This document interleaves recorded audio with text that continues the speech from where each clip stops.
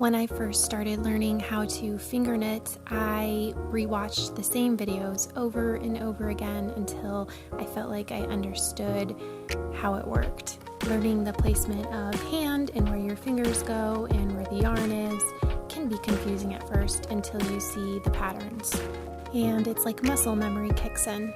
So you're at the end of your row, you have 4 loops around your 4 fingers. I'm pulling off the loop from my pointer finger with my thumb and pointer finger of my other hand, pulling the loop off my middle finger and pushing that loop through the pointer finger loop. And I'm going to do the same thing with the ring finger. I'm going to take that loop off and push it through the loop that is in my other hand, my right hand. I had to do this so many times before I finally got the hang of it, so it's okay to keep failing until you succeed.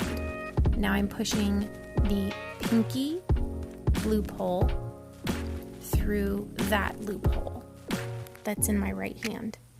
And now you should just have one loophole, and then there's a string of yarn that is attached to the remaining ball of yarn that I have left over.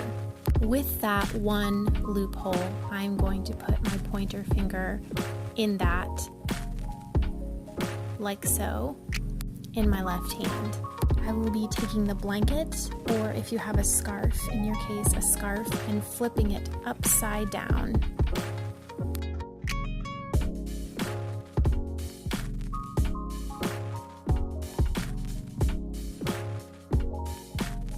And if you flipped it correctly, you should see the string of yarn in the front facing you. Now, here's where we start our second row. If you see this row that I'm pointing at, I'm going to grab the next loop in that row and put it over my pointer finger. So I have 2 loops on my pointer finger. This next part is exactly how we started out our finger knitting. We're just putting the yarn and looping it around our fingers like so. And continue to loop it until we've gone down under the pinky, under the ring, and over the middle finger. And then we can proceed to pull those loops over. With the pointer finger, you're pulling the bottom loop over first and then the second loop over. And then continue to do that with every single next loop in the row. I hope this helps.